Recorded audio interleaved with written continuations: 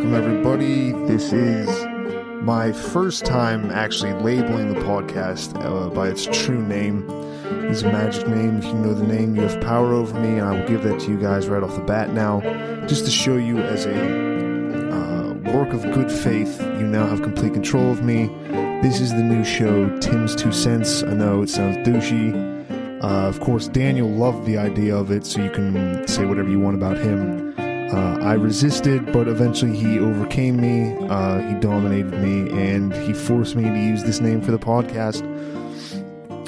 But I'm not too worried about it. It doesn't really matter to me too much what exactly it's called, as long as you guys listen, as long as you guys like it. I don't even really care if you guys like it. I'll just talk into a microphone, and as long as it gets put up, I'm fine. But no, tell me if you do like it. Tell Daniel if you like it. Hit him up. I do a podcast with Daniel and Zach every Thursday night at 9 p.m. Eastern. We do a live show. That's the You, Me, and BTC live show we do. Zach has his own podcast that he puts out on Tuesdays called the Coin Pod. Check him out too. And that stuff's more, I mean, from the name you can figure out it's a little bit more geared towards Bitcoin, more geared towards crypto, respectively. And if you're more interested in that stuff, go check them out. This podcast is supposed to be, at least at this beginning, like I said, this is about, I think, the first episode of me actually doing a specific point. It's supposed to be more of an ideas podcast, and a podcast about philosophy, a podcast about ideas and the way that we as people take those ideas and try to inform our opinions of the world, and how then we try to change the world around us based on those opinions and those thoughts. Because everybody thinks they have the ultimate evil in the world. They think they have this is the most important thing. This is why babies are dying. This is why we all don't live in the heaven that we think we should live in as people on this earth. It's whatever particular thing they pick and choose as the worst thing, and then also whatever they pick and choose as their ultimate solution to this problem. I'm going to be trying to go through pretty much as many different ideologies as I can, try to look through them as objectively as I can. Obviously, me being a person with past experiences and past thoughts and past just a life, I have bias against certain things. I have certain things I'm not even aware of. So that is also where you guys can come in and tweet me at Baker's Dozen. Get me on there. Tweet me if you have some particular ideology you really want talked about. If it's yours, if it's something you hate, if you want me to shit on something, I won't necessarily do that. That's going to be part of this. That's also why I like doing this. Is I can't really find any ideology I completely agree with 100%. And I can shit on all of them. If anything, I'm good at finding out the bad stuff on things. And pointing out where there isn't a consistency there. So, this podcast is mostly going to be a lot of me just saying things, going back on saying those things, and then also saying why maybe I should say those things, and going over each other and everything several different times. But today, as my fledgling effort at this, I'm going to talk about something where at least most of you probably have heard of this. Almost all of you have probably heard of it, especially if you come to this listening from the You, Me, and BTC podcast, because it is so tied with Bitcoin and just the whole idea behind it, and that is Minarchism and the idea of a state government, a government that is limited to, and I'm going to be using the definition of like a night watchman type state. That's how they normally refer to it, as a government that only takes care of police, the military, and courts. So basically imagine a world where, for our little thought experiment, the minarchist ultimate view, their utopia is a world where government is stripped down to what they would call the bare necessities. The bare necessities of, like I said, the police, the courts, and the military, since all of those things are seen as kind of a collective effort. It's hard to, and maybe I'll do another episode about anarchism, my issues with people saying that people just kind of inherently want to work together and support each other.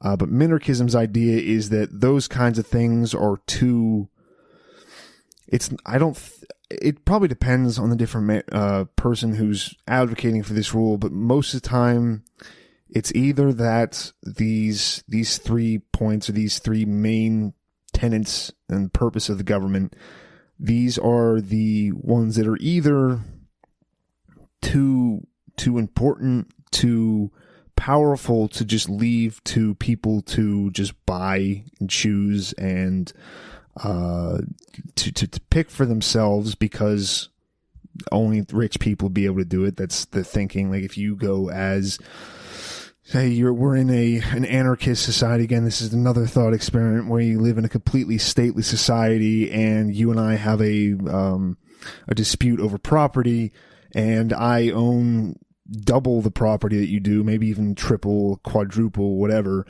I'm going to the idea is that I will then go and corrupt the court system and corrupt the police and corrupt the military or whatever I need to be able to then just try to get one over on you, try to use these things to kind of smash you down, which is exactly what we always complain the government does for rich people anyway, but that's kind of besides the point. So there's either people who say that it's too important, or people that say that it's just not people will not just spontaneously, like the anarchists will use the phrase spontaneous order in how people assemble themselves. And just the idea that, like, in a group of people, normally there is people generally in modern society, we don't just kill each other over deciding what we want to do as a group of friends. We don't break the group apart. We go, oh, okay, let's maybe think about it, and then we can all make a decision. And it's not necessarily it's not something where people are forced to do something. It's not an initiation of force. It's a group decision, however you do that. And that's going to be in another podcast whenever I probably talk about democracy or something along those lines. But I do have some sympathies with that thinking, that you go, okay, in a stateless society, why would people not just pay for police to just fuck somebody else up? Like, again, the property dispute, whether it's I go to the judge and I go, hey, give me the better ruling, or I go to the police and I go, hey, this guy's bothering me, bring him up on some random charges. I have a I have a sympathy for that view, and I kind of came to wherever I stand now through my, how my ideologies have changed since I was younger. I came originally from a pretty conservative family, pretty much not necessarily like a neocon type supporting, but kind of just people that just, we're going to vote Republican because it was normally more of like a religious thing, because Republicans did a good job a couple years ago whenever they kind of attached the religious right to them as almost an eternal, the evangelical Christian voting bloc they kind of attached to the Republicans in a good scheme where they said, okay, one of the biggest issues right here is abortion, and you need to go with us because we're going to stop abortion, which they don't, but Christians continue to vote for them.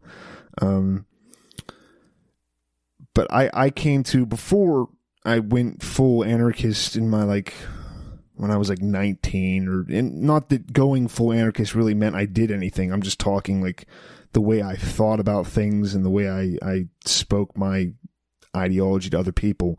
Minarchism was definitely that first little step in that direction, and you hear there's a lot of jokes especially with anarcho-capitalists, because minarchism and anarcho-capitalism are both kind of on the same side of the right-leaning libertarians. The more libertarians more concerned with property rights, and they see that as most property rights go into the non-initiation of force and non-aggression principle, but there are, again, certain libertarians that pick and choose what they take as their pet project, and mostly right-leaning libertarians fall in the group where it's property. I think they're sometimes referred to as propertarians or something like that, because, again, it's the whole issue with the state and the whole issue with any kind of collectivism is the annulment of personal property and of private property instead, and then having public property. Something like where that's going to be the issue then, because then how do you divvy up the resources that you get from public property? These people believe if you have all private property, or you very, very much defend private property in the term, like anarchism would be the everything is somebody's private property. Minarchism would be, we take the idea of private property, and the only thing we have government for is to defend that. The police are there to stop you from being robbed. The military is to stop from whatever kind of minarchist state you have. It's to stop against outside countries trying to fuck with you, trying to fuck with people. It's like a collective defense force. And then the banks would be for enforcing like property laws, breaches of contract, stuff like that. If you're going to sign a document that says I will pay this person, the court is there to make sure that you do that if you don't pay them. So, like I said, I do have full sympathy with this. This seems like, and I might find that as I do more and more of these episodes, I go, I love this idea, but it doesn't work in practice, or at least in my view. But minarchism is kind of like that ultimate mixture between state and freedom, that ultimate mixture of protection and freedom, where you can say, yeah, people will be allowed to do whatever they want. They can engage in private commerce as much as they want. They can do whatever they want with each other. They can do whatever they want with their own bodies. They can do whatever, not without being subject to possible government harassment or government indictment over things that have nothing to do with aggression. It's something completely voluntary. And then the only point of the government is to protect people. My issues start with this because I would, besides the really, really hardcore authoritarians among us, and a lot of authoritarians won't go out and call themselves authoritarians, that's always the idea of a government, is that it's there to protect people. It's just however big you think it should be depends on whatever are the biggest social ills that need to be controlled by government.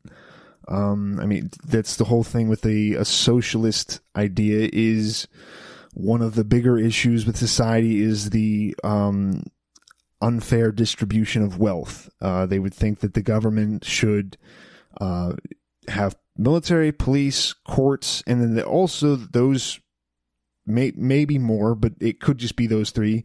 But those three should also protect the right, as these people would say, of having like a equality of opportunity, or even an equality of outcome in a certain society. Most people don't go about arguing for government intervention in our lives without saying that it's for protecting us, whether that's for protecting disenfranchised people, it's protecting minorities, it's protecting children. That's a favorite of a lot of people, whether you're on the right or left, especially in America. It's, well, we need to get rid of pornography, it's hurting the children. We need to get rid of guns, it's hurting the children. We need to get rid of soda, it's hurting the children. We need to get rid of drugs because they're hurting the children. We need to get rid of blah, blah, blah, everything for the children. So it's always about protecting people, and it's always about this need, kind of, I think all of us, some more than others, of people to have a feeling of protection, of I'm not just floating in space on a rock and I could just have my life snuffed out at any point, or even just have some of my property taken, and there's not going to be any kind of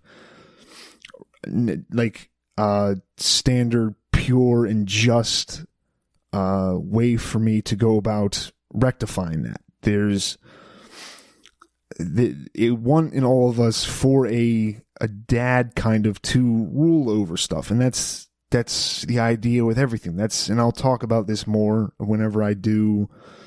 I don't know if I'm going to do Nazism or if I'm going to do fascism or something like that, whichever one I pick. That's the whole idea with that kind of thing, or just some authoritarian ideologies in general, is a strongman type government that goes, hey, don't fuck with these people, because if you do, if you're a bad person, I'll fuck with you. I think that is most of the reason why a lot of people like to focus on a God that is so concerned with human actions and human conduct that he will forever throw you into a pit of suffering and hell for being a evil person, again, whatever that means in those people's eyes. God was kind of the big dad, the big strong man that could be like, okay, you might be able to fuck over some of these people, you might be able to steal from me, you might be able to murder me, you might be able to murder my children, but in the end, somebody's going to get you. And I think it's a comforting thing for people to think about. It's more comforting for people to think that whenever somebody does something wrong, there will be there'll be a response to that. Though they will be punished eventually. They'll be punished in the end for that, and they will suffer for how they've made other people suffer. My issue with this is that's not how I've seen the world working.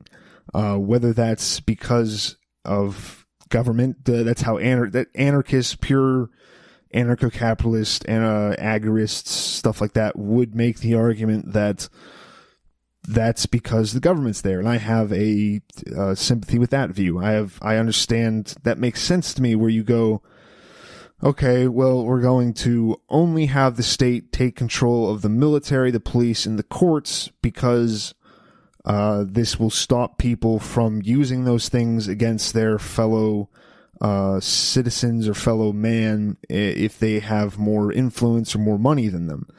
But that's how it ends up working with the government too. It's like Goldman Sachs or any other bank gets fined for doing shit, but what is it? It's like a percent of what they earn in a year. It's not, you're not shutting this bank down. And then we always hear about politicians. Like, politicians will just have, they'll just have somebody die. One of the Kennedys was drunk and drove into a pond or something and had some chick in the car with him, and then it kind of just got swept under the rug. Most people today, if there's somebody who talks about the wealth disparity in the world, they're also going to bring up how certain just rich people get away with shit that somebody else doesn't. People make that argument with race too, as in like, okay, I'm going to drive around as a white guy and I'm going to do whatever in my car. And I'm not, if I get pulled over, I'm not going to be treated as harshly. I'm not going to be treated as badly as a black person or Hispanic.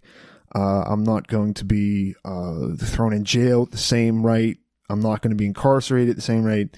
So it's like, okay, maybe that's okay to put in the hands of the government, but the whole problem with all of this is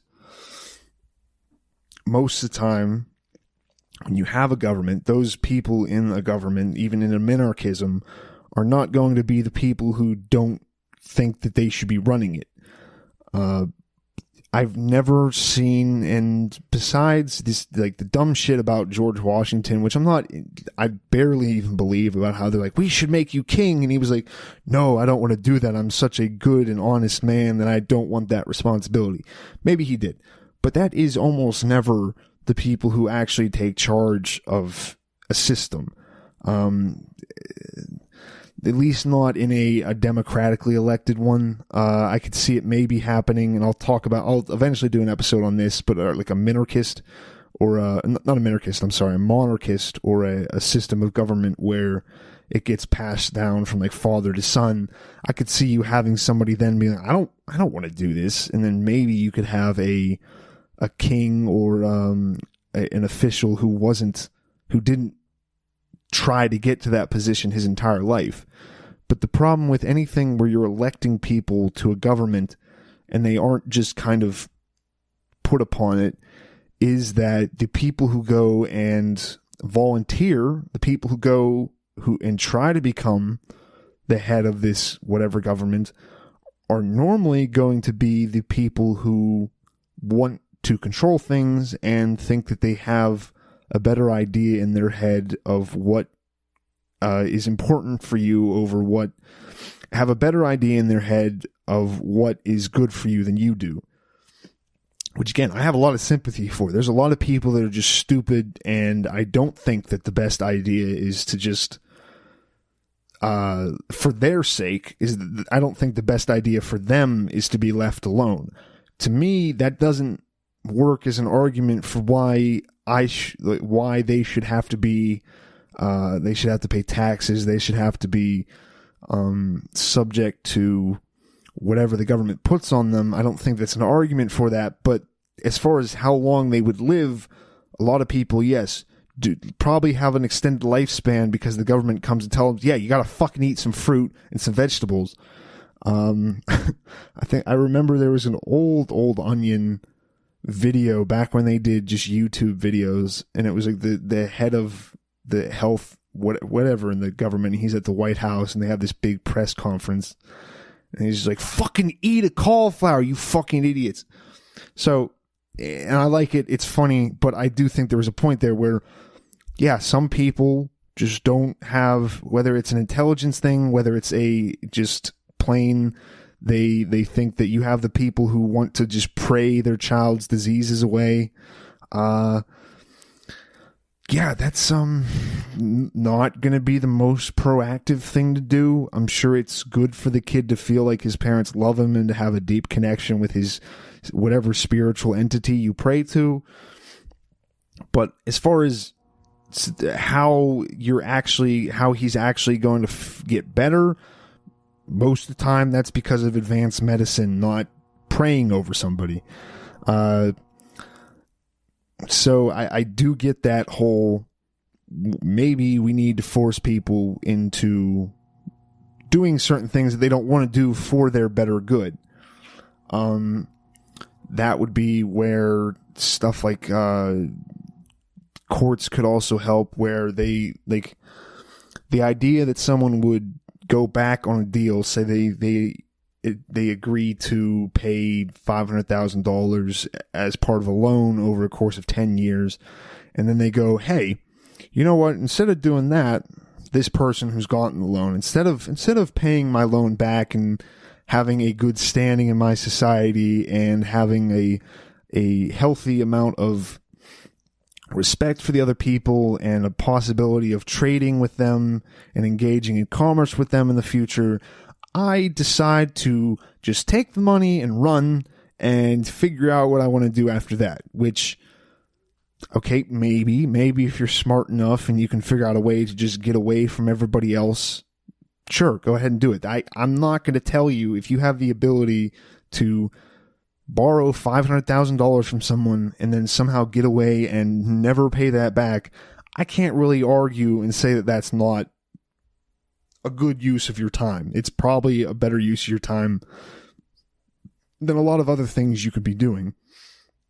But the idea of like a court in a minarchist state or something like that, where you're trying to protect against breach of contract, you're not necessarily just trying to protect against breach of contract for the sake of the person who is having the contract broken on them. You're also trying to protect the person who breaks the contract because you want them to also be part of society. You want them to continue to engage in trade with other people and to not ruin their life by going, hey, I'm someone who won't pay back my debts. I will try to steal from you. I will try to blah, blah, blah, blah, blah, which in a then completely voluntary society, even if there is a minarchist government, it's besides the minarchist government, a completely voluntary society, that person is going to have a hard time ever trading with somebody again. And if they do, it's going to be at exorbitant rates, or they're going to have to lie and say, no, I didn't do that. But if you go and tell somebody, hey, I tried to steal this $500,000 out of a loan and not pay it back, most people aren't going to loan you money. And if they do, it's going to be at some stupid amount of interest. So then this person's life is kind of just ruined. The other part about this is the police. And I guess I'm working backwards, courts to police, military. The police would be the argument for minarchism over an anarchistic society would be that, hey, the richest people are just going to either pay the police to do their bidding as like kind of just a extended arm of them, like their own little personal mercenary army, or only the richest people are going to have the protection of the police. This is kind of throwing out the idea that a decent amount of people are pretty charitable. A decent amount of people would maybe be willing to donate money to certain things like this. But the idea is that you would need a central governing authority on the police and on the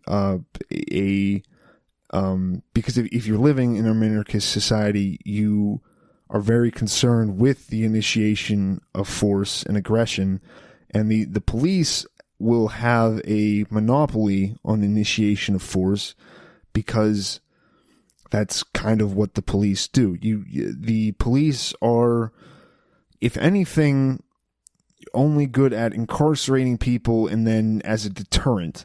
And that deterrent doesn't come from them incarcerating you necessarily. That's part of it. It also comes from you don't want to have a legitimate initiation of force started against you. You don't want the kidnapping they call arrest, because that's the only reason why they're allowed to do it is they have been given the monopoly on aggression in a certain geographical area, blah, blah, blah. And that could go wrong, as I was saying before, because same thing with the courts, same thing with the military, a little bit different from the military, but the same thing with the courts. Well, I mean, if you're in a completely anarchistic society, the rich people are just going to pay for the best police. They're just going to use the police to beat down the poor people. And again, that's exactly what we have in any kind of government. The police and the ruling class, whether it's a out and out attempt to, what's the word I'm looking for?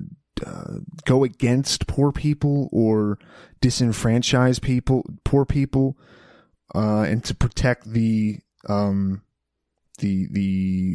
structure of power. That's I think there's always like phrases about police and how they bow to the structure of power set up in our country, and they're only concerned with keeping that structure intact. And yeah, that is what they're there for. That's what any kind of a security force is there for, is to protect their own certain kind of power structure. That's the point of them.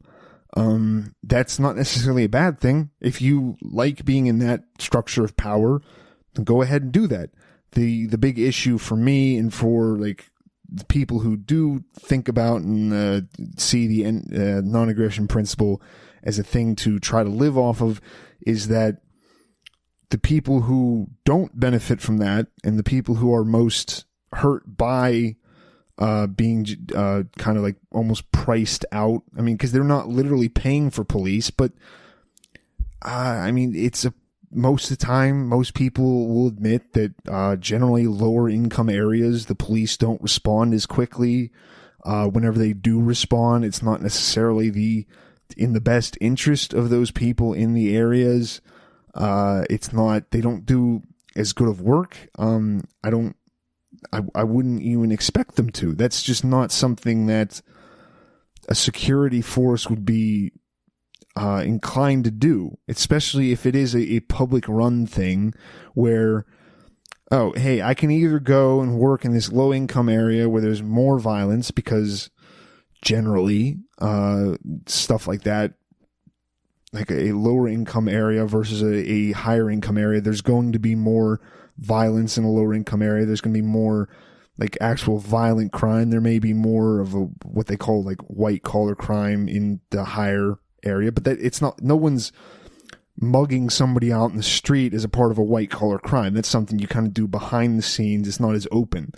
So yeah, if you're a publicly funded police force, why would you want to go and deal with actual threatening violence where it's going to possibly hurt or kill you? But this idea that and that's everything with this show is going to be that but I mean the police, as far as a necessary thing for the government to control, is we can look around and see now it's not helping. Sure, they don't just murder poor people on sight, but that's also not the highest aspiration to go for. People have a very low expectation, it seems, for cops and their ability to not just lash out and kill poor people, especially poor black people. They don't have a very good there's a huge disparity in the law enforcement in different communities depending on and I'm more of the mind, and this, I don't really have any backing for this, but it seems like it's more of I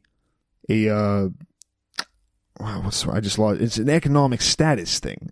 It's not necessarily, and it is something of it is. There is definitely racism in police departments, but a lot of it seems to be more,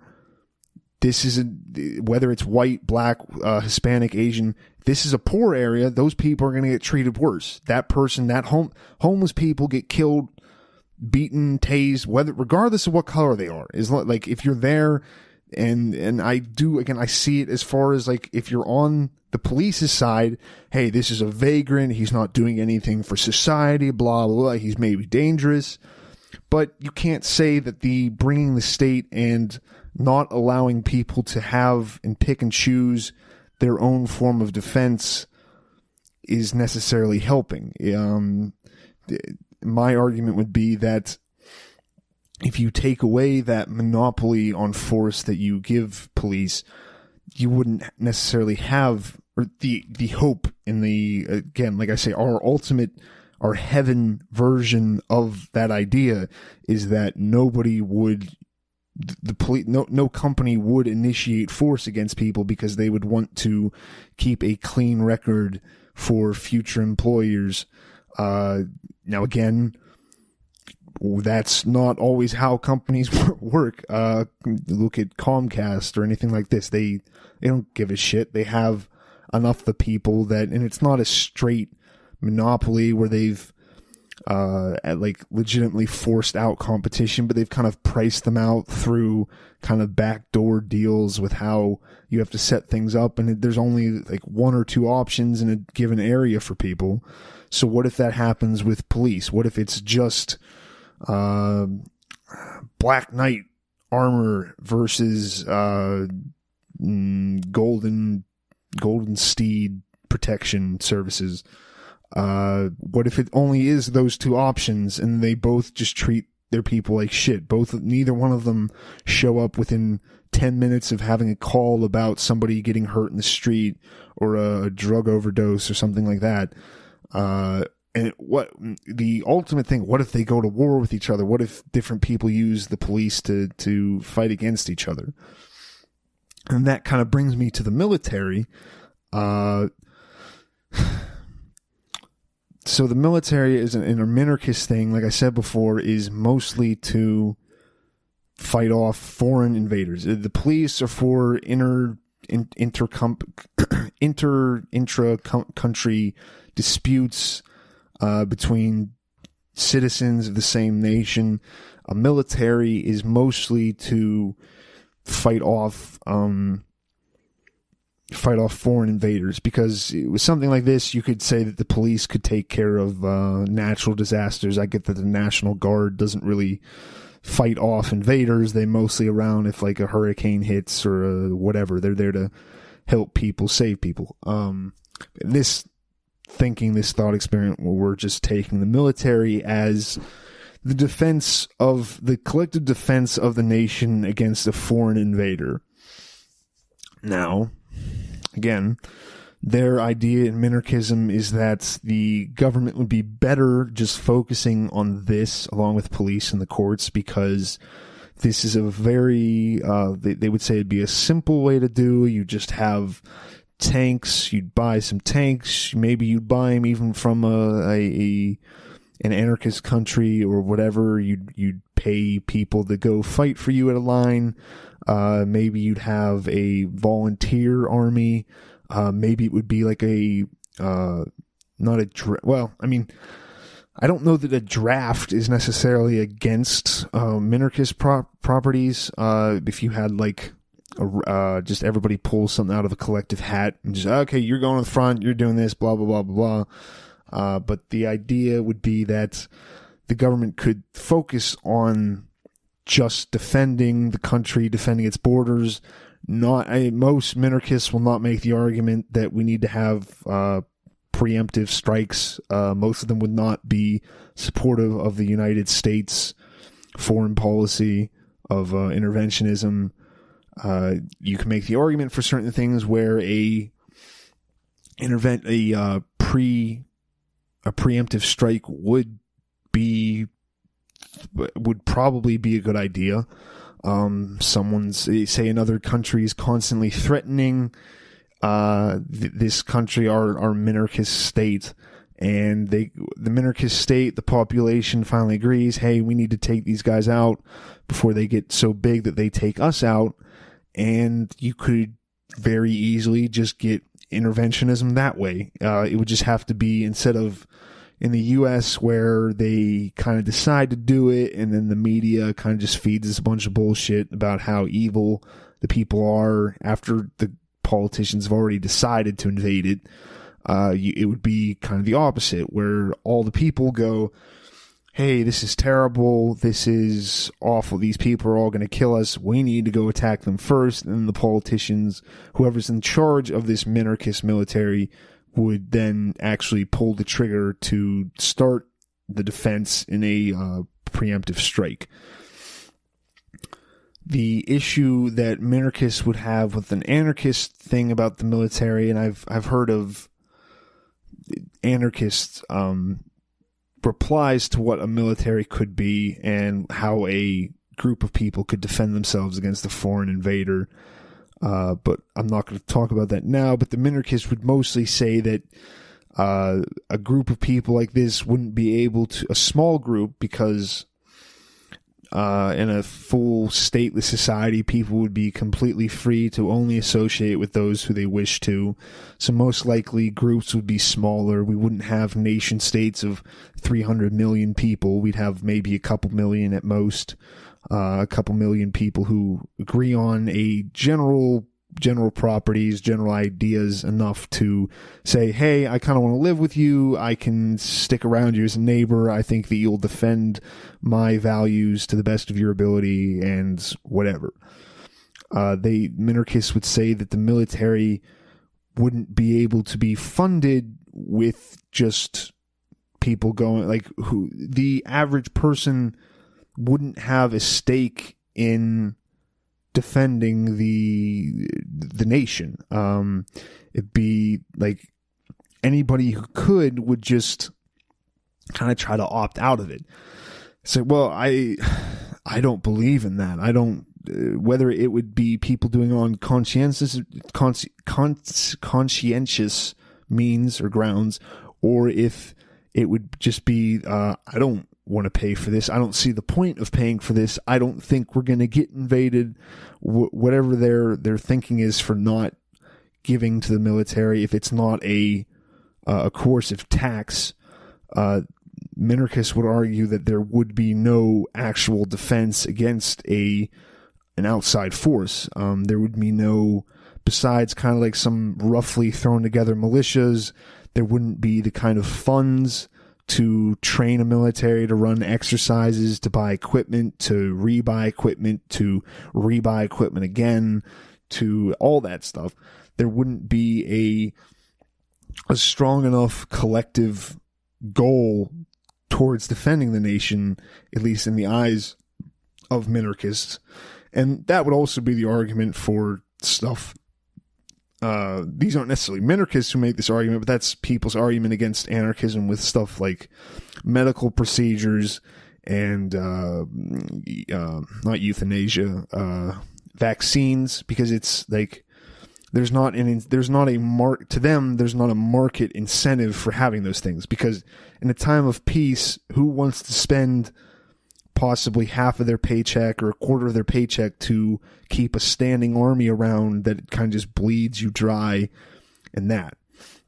So minarchists would most likely say, I've heard some say that, well, you could run the military off of donations or stuff like that.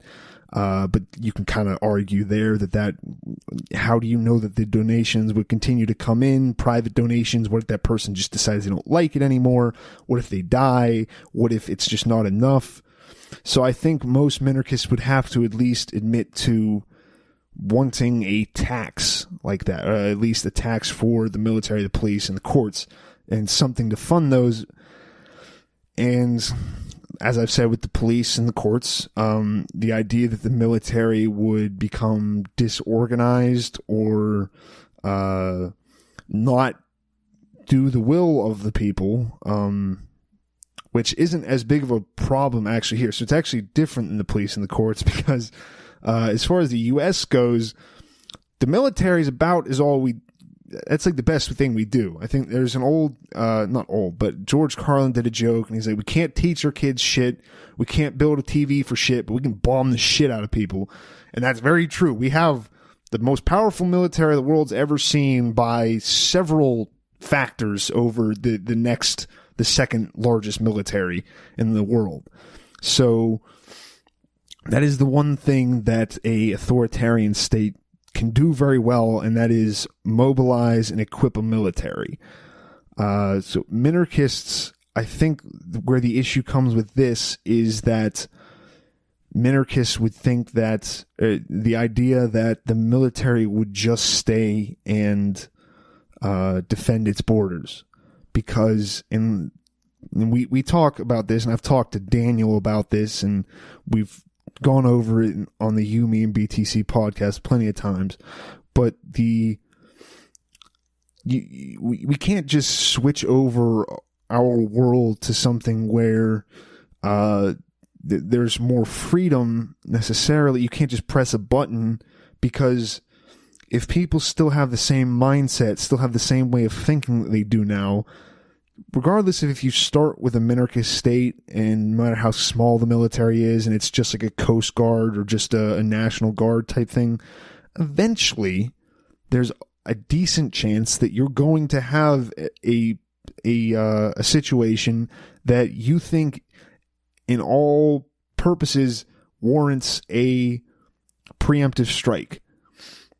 Now, something like that is all about context, and I do, like I said before, I'm not somebody who thinks that a preemptive strike is completely just a terrible, reprehensible idea. How could you even think that?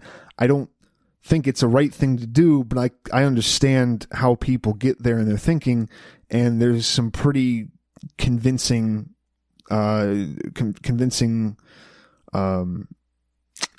examples from history, and that's kind of what politicians make their bread and butter on, is just making a situation more convincing to wherever they want to take power, wherever they want people to be focused. That's the whole thing of being a politician, is being a good speaker, being a good manipulator of the mass kind of consciousness of a nation, and just kind of turning those and blending those and molding them to your will. I'm sorry, I had to stop for a second. Was that 45? Okay. I think that... See, I just lost my point because someone was giving me a call because this fucking state doesn't outlaw people from calling other people while they're making podcasts, because we live in a lawless anarchy where everything is going to fall apart. But okay, military, at some point you're going to have a military that, whether it's from the people or the politicians, goes and commits some kind of interventionism and gets in somebody else's business and isn't just a defensive force. That's not a problem if it's a private or a public military. That's just kind of how I see most people reacting. People like to preserve themselves, preserve their families, and if that means possibly breaking some moral code that they may normally keep, most people are okay with that.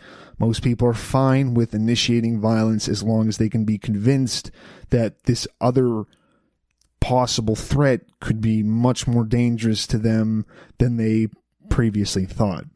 So that's my issue with giving, with saying that a military is something that should only be run by a state government or some kind of a state.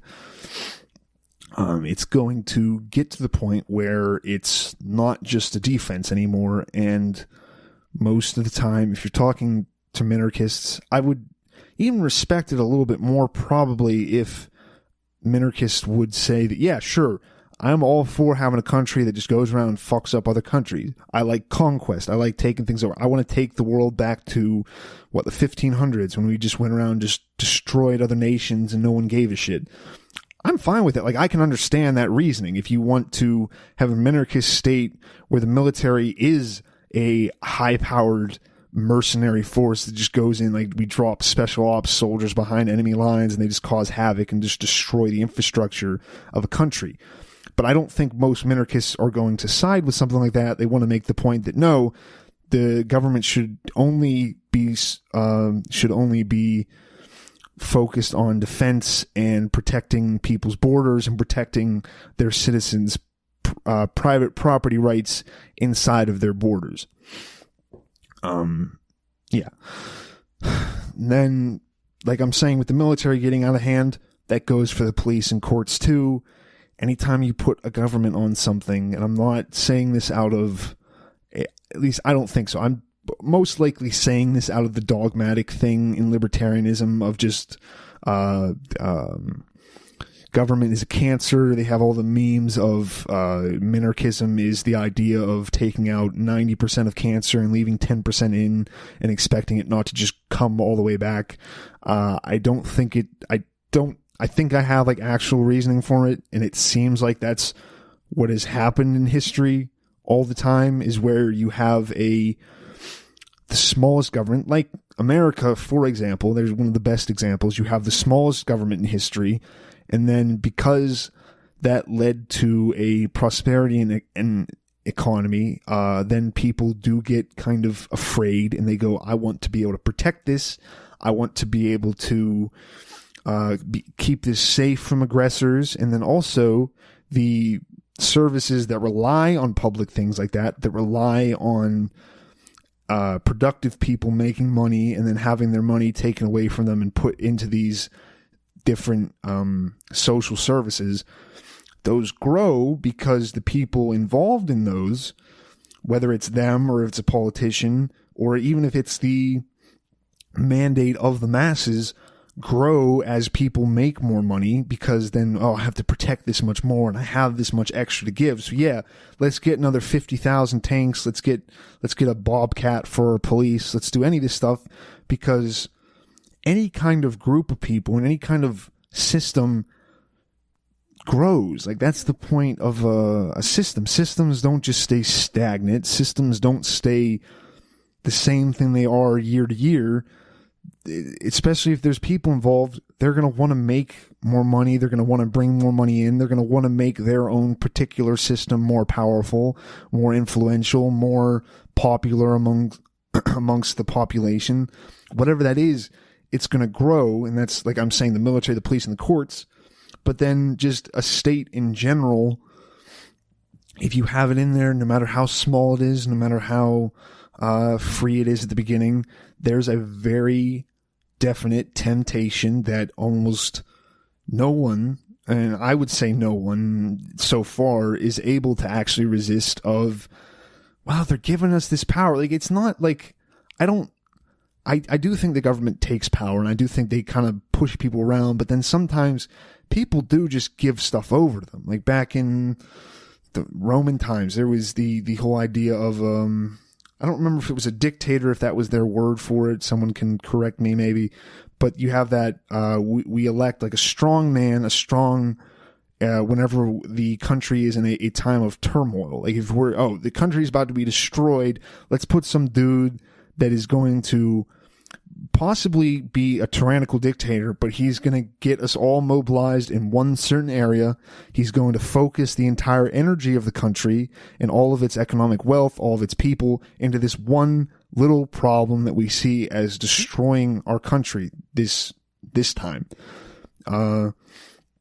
People give power to government, as whether that's because the government makes them afraid of something and tells them they should be, or if people just naturally go, hey, no, I'm worried about these guys across the border coming in, and whether that's killing me or taking stuff from me or doing whatever, can you please build a wall? That was the whole thing with this, like with Trump and everyone talking about this stuff. And it's like, it's a wall to keep people out, but it is also a wall to then possibly keep you in too. Like you're asking people to take this kind of power over borders from you and then just to hold it, and you expect them to, I don't even know if people necessarily expect them to treat them differently when they have an issue with it, or if it is just it just goes out the window. They don't really even think about it. They don't worry about it at the time. They just go, this needs to be solved now, just please fix it, because people love a fast fix for things.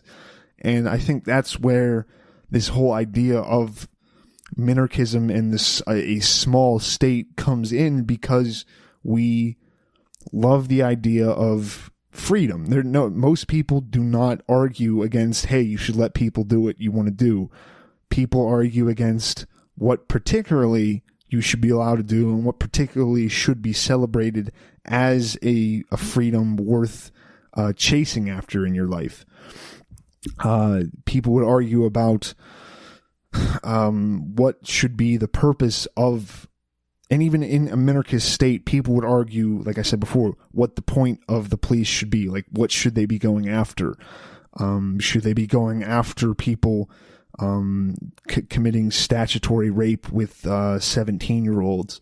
Or should they be going after people for smoking pot? Or should they be going after people for not gendering you correctly? It's all a thing. It's all about saving what your own personal pariah in or stopping your pariah in society from further corrupting society or hurting society, and whatever you see as being detrimental to it, and you want the state to only focus on that. But the state doesn't really ever just focus on that, because whether, as I said before, whether it's their choice to go, hey, what else can we get involved with? Or it's, hey, say minarchist society, you go up to them, you go, hey, I really don't like that people are using the incorrect pronouns for people. I think that we need to help people deal with these people who feel like they've been misgendered in their own bodies. They're dealing with a lot of stress. They're dealing with a lot of post-traumatic stress. I just said stress twice, but they're dealing with a lot of issues. There's a high rate of suicide amongst them because people are bullying them, all this stuff. And I think that is a legitimate use of the police and of the courts to defend a person's right to force other people to use their correct pronoun. Say you get that passed, you don't, whatever.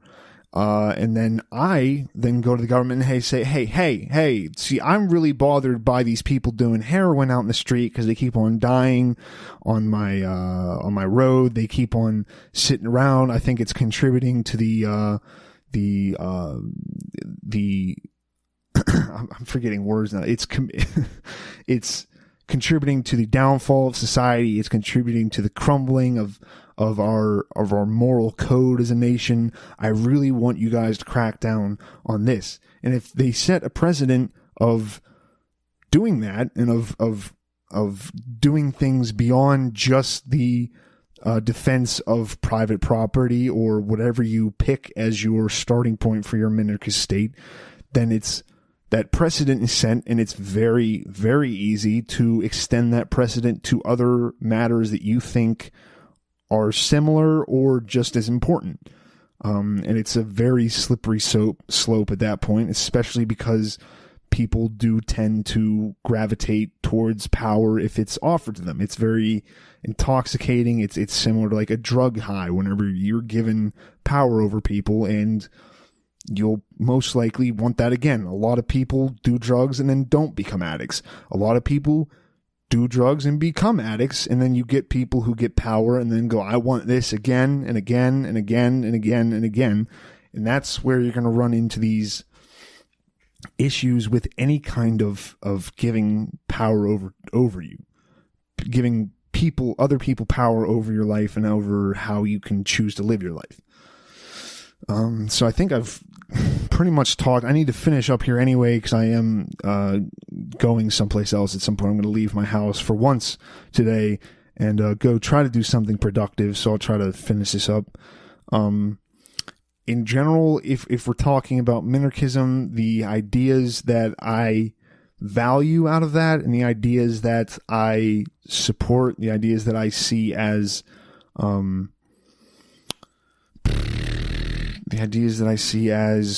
useful is, it'd be great if we could have a government, if we could have a night watchman state that was this kind of all-knowing. They knew the best way to enforce laws. They knew the best laws to enforce. They knew which laws weren't superfluous, however you say that, weren't repetitive. They knew the best ways to defend the country's borders.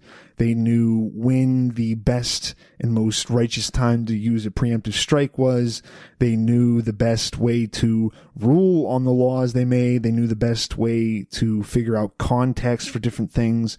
They knew the best thing for all of this. That would be awesome and great if you could get a bunch of wise people. I almost said wise men. I'm sorry, I'm not being gender inclusive. Wise people who had zero ego. If they were just constantly on a heroic dose of acid and had no idea that they were a specific one person, and instead saw themselves as a power of the universe and a power of their constituents and their other citizens in the country, and as a representative of those, that'd be great if you could find those people and put those people into office. I am all for minarchism then. I'm all for minarchism if you can find a way to have a quality control without just having more government, because that is where it comes in. Is you go, well, I mean, the military, the police, the courts are good, but we need somebody to make sure the military, the police, and the courts act accordingly. And then we need somebody to make sure that those people who are making sure the military, the police, and the courts act accordingly also act accordingly. And it kind of just builds off of that. So that is, I see the use of it. I see the idea and the desire of that over a stateless society, because it is, and I'll like I said before, I'll talk about this more whenever I do anarchism, but the idea that people will just kind of form together and not hurt people sometimes and commit theft, aggression, breach of contract, fraud, all the things that Minarchism is preaching to try to control.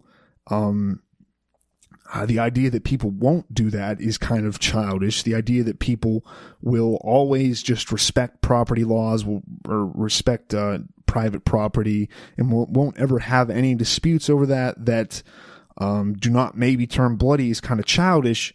But I'm also not convinced by the minarchist idea of, well, we just need to have this one little bit of an organized gang in control of all of us, and that will keep other organized gangs from having problems with us, and also from our own citizens having issues with each other.